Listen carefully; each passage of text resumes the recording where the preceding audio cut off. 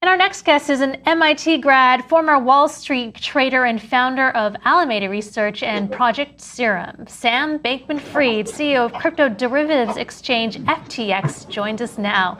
Welcome to the show, Sam. Thanks for having me. Great to have you as always. So I'd love to hear your perspective on what to make of the crypto markets right now. We saw this huge sell-off last week, a bit of a bounce at the start of this week, and now just some inactivity. What is your outlook for the near term? Yeah, I think a lot of this has to do with liquidations. There was some negative news coming out of China, and I think that sort of drove some initial downwards price movement, but that then triggered sort of a cascade of liquidations. On the sell side, probably about $20 billion all told, which really caused a further crash in markets. And so I think that was a key piece of this. It seems like the liquidations are mostly over for now. There just isn't a lot left to get liquidated, frankly, at these levels.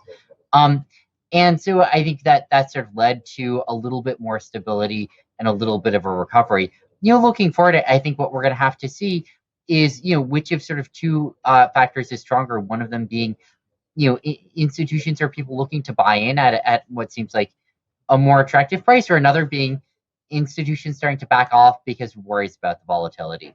We just heard from Bobby Lee at Consensus by CoinDesk, Sam, and he talks a bit about China, and China has had an impact, it appears, that on the market. So let's just have a listen to what he has to say.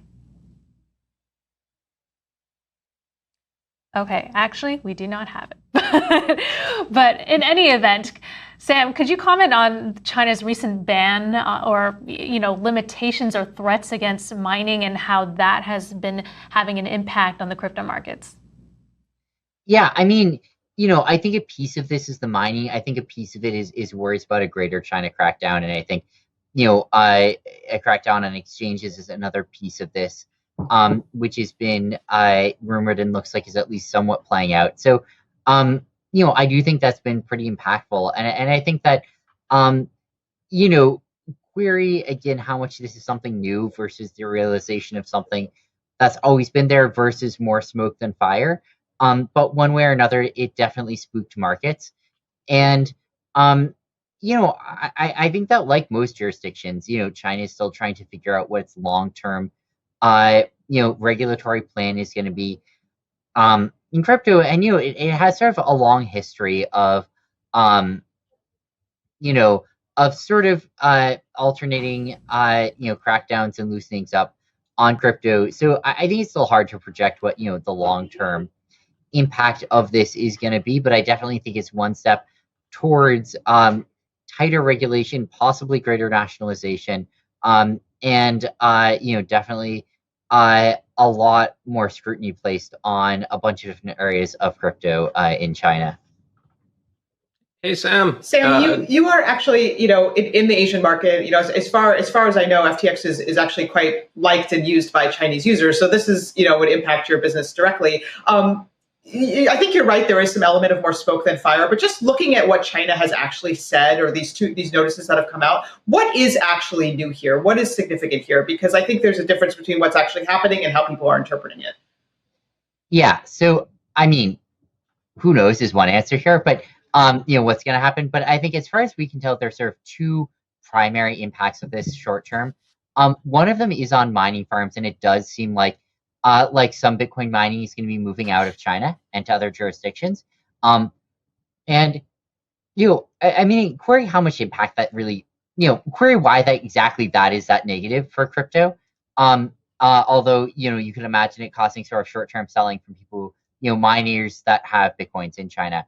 But another and pretty impactful piece of this, frankly, which has been rumored, is some Chinese-based exchanges starting to restrict access to some services to Chinese users.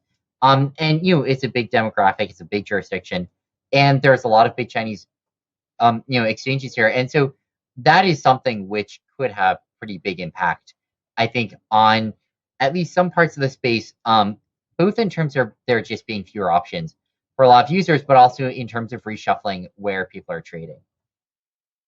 So Hey, Sam, this is, do we as know we know, what? the Chinese crypto community is super resilient, right? Like, China cracked down pretty hard in 2017 and everyone was like, okay, is this game over for crypto? And then kind of the opposite happened, right? Then there was a massive bull run. So the question is like worst case scenario, right? China cuts off OTC, it just makes it really hard to trade. Will it actually matter, or will the Chinese crypto community, just as they always have done, just kind of find a way around it and then the global market will just continue as before?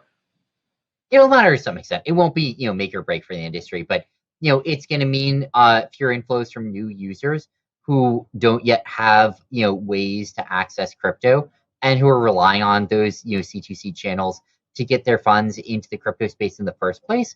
And I do think you'll see some slowdown of activity from existing users. I don't think it's going to be a sea change for the industry, but on the margin, I think if there was a real prolonged crackdown here, again, I don't think it'd be the biggest thing in the world, but I do think it would have some impact on the industry. Sam, you mentioned some of the liquidations that happened earlier this week. Do we know anything about who was liquidated and who was doing some of the selling, and also who was doing some of the buying on a rebound? Yeah, a lot of people were liquidated. I think is a basic answer. And, well, obviously. But in particular, I think that when you look at these, my sense, and I don't know for sure, this is just my guess, but my guess here, and it's worth noting that FTX generally doesn't have the bulk of the liquidations. We definitely had some. We did not have the biggest. It's sort of not the target trading style and demographic of FTX users to some extent. But my sense is that this is a lot of people. This isn't sort of like one big player getting liquidated. This is 10,000 players, with $100,000 of positions each on average getting liquidated, and that the biggest players are $25 million, $50 million positions getting liquidated. A few bigger than that, but that is not like one player being half the total size here. And in general, there's just been like a ton of leverage in crypto, and in particular upside leverage. It's not been symmetric, and this has been true for a while. You can see it if you look at futures premiums. You can see if you've looked at it, borrow rates of dollars in crypto, or if you just like read literally any tweet about crypto from January through March of 2021.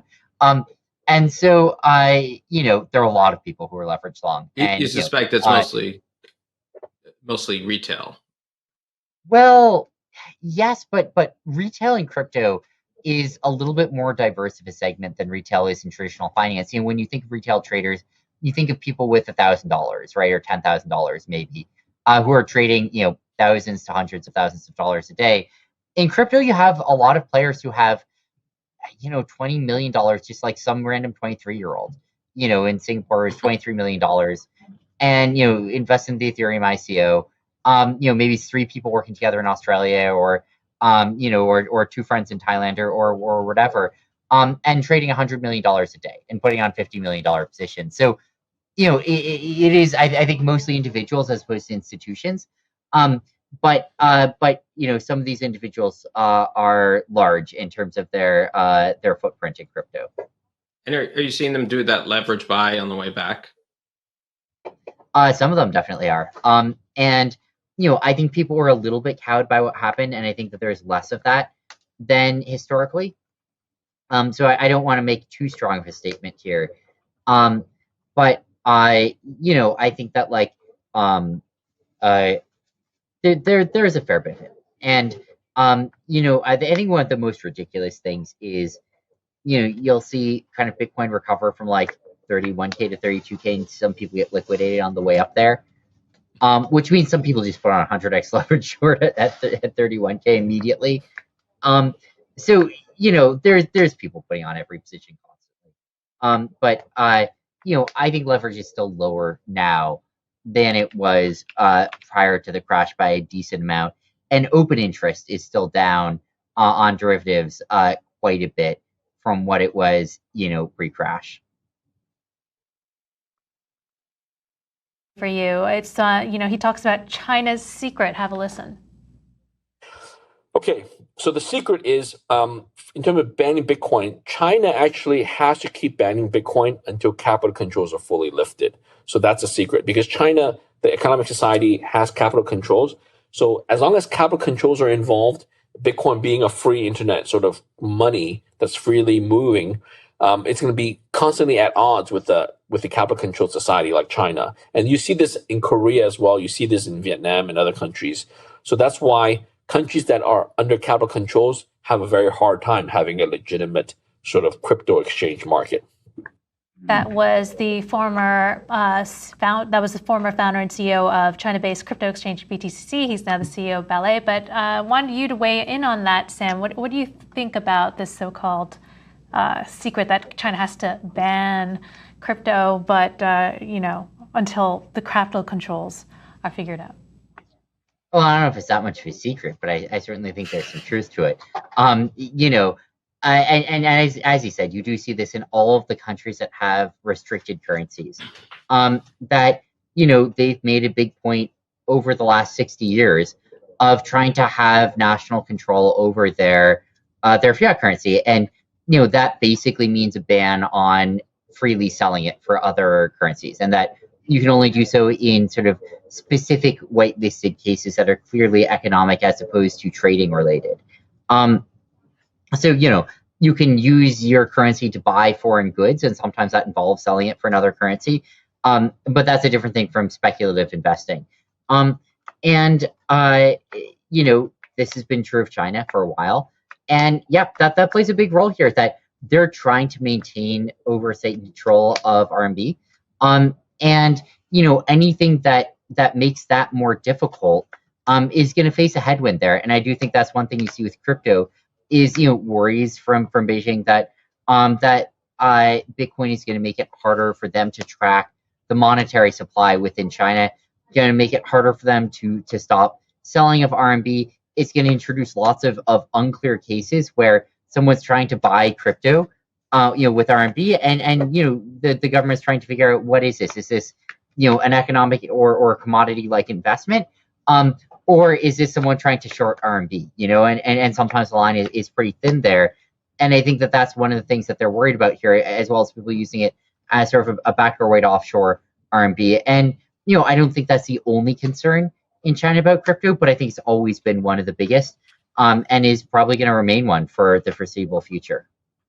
Do you think one of those concerns is the idea that perhaps Bitcoin might take the place of the RMB in terms of as a kind of a quasi trade currency, if you will? Yeah, I don't think it's going to quite occupy the same niche that RMB does, but I do think that's absolutely the worry, is that it could, sort of in the limit where people just sold all their RMB for BTC. I think that is not what the Chinese government wants, and I think that they want ideally RMB to play a significant role on the global stage, and are worried about it from that perspective as well. I think it's less, though, about direct replacement and more about facilitating outflows of RMB. Sam, quickly, what do you think about this North American mining meeting? Is this against the spirit of decentralization in crypto? It's like where you open sort of like this interesting can of worms, where what if you have a completely open network and the big open players on this open network openly and without any coercion decide to collaborate with each other? Is that decentralization, right? And it's a little bit of a definitional issue. I think that, first of all, the most important thing by far is that it remains open, that anyone can mine. And as long as that's true, it gives you some sort of some guarantees here that if they tried to do some sort of OPEC-like thing, it won't work, because anyone can come in and mine Bitcoin, right? And so if they're like, oh, we're just all gonna lower hash rates, then whatever, you'll just start mining, if it's economically efficient. So I do think that there's a substantial protection against some of the worries there, which helps a lot. But I would say that that it is a little bit of a weird occurrence. I think it's a healthy occurrence in some ways, because I think that there was a lot of stupid dialogue going on about ESG, and stupid not in the sense that ESG is stupid, but that the dialogue was, and that the dialogue was centered around name calling, and centered around, one side saying Bitcoin was trashing the planet and the other side saying, lol, these noobs complaining about Bitcoin, they're going to get wrecked, roughly speaking. And I think neither of those were sort of like the healthy response, which I think was something more like, all right, let's do the math. Let's figure out if this is a significant concern. And if so, let's figure out how we can address it. And I think the answer is right now, it's not a huge concern, but if crypto gets huge, I think you could imagine it being one. But I think there are ways to address it. I think, especially with Ethereum eventually moving to proof of stake, most of the major cryptocurrencies outside of Bitcoin will be substantially less energy intensive. And so I think that's one piece of it. But then I think even within proof of work, it's not prohibitively expensive to buy carbon offsets. And that's something we've been looking into and that we've pledged to start doing now to offset, the energy usage that FTX has.